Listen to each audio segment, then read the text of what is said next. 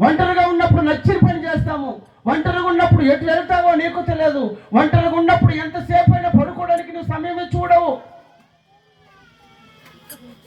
ఒంటరిగా ఉన్నప్పుడు నీకు సమయము, ప్రయాణము అంతా నీకేమి అగోచరంగా ఉంటాయి. ఆలోచనకి హద్దులు దాటి ఉంటాయి. కానీ దేవుడు అనుకున్నాడు, అందుకే ఒకవేళ నరుడు ఒంటరిగా ఉంచితే ఈయనకి ఇది ప్రమాదం అని గుర్తెరిగి కష్టంలో బహుశా ఎవడు సహాయం చేయడు.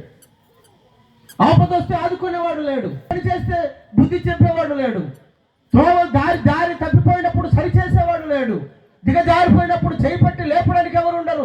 బహుశా దేవుడు తన ఫ్యూచర్ భవిష్యత్తు కోసము ఆ నరుడు కొరకు దేవుడు ఆలోచన చేశాడు. అందుకన్నాడు, వానికి సాటి అయిన సహాయమును చేయుదును అనుకోండి. దేవునికి స్తోత్రం. ఆపరేషన్ కూడా దేవుడే చేశాడు. హల్లెలూయా, హల్లెలూయా. ఏదైతే ఆపరేషన్ సైన్స్ గా బైబిల్ గ్రంథంలో నుండి తీసుకొని వచ్చారు. మత్తు మంది ఇంజక్షన్ ఇస్తారు. ఇప్పుడు మత్తు ఇంజక్షన్. ఆపరేషన్ చేయాలంటే, కడుపు కొయ్యాలంటే, ఎముకకి కుట్టాలంటే, అతకాలంటే ఇంజక్షన్ వేయాలి. మత్తులోనికి వెళ్తే తప్ప, తిమిరెక్కితే తప్ప మనకు కోత తెలియదు. అది ఎంత మోతాదులు ఇవ్వాలో అంత మోతాదులు ఇవ్వాలి. గాఢ నిద్ర, ఇట్స్ మీనింగ్ కోమా అంటే ఇట్స్ మీనింగ్ అది చెప్పగలిగితే ఆయన ఎంత నిద్రలోకి వెళ్ళిపోడంటే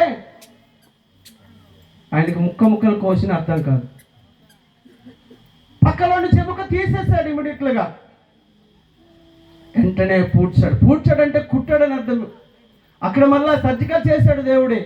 బహుశా ఎముక తీశాడు, స్త్రీని తయారు చేశాడు. అప్పుడు అనుకున్నాడు, ఇట్స్ బెటర్, బాగుంది అనుకున్నాడు. హల్లెలూయా.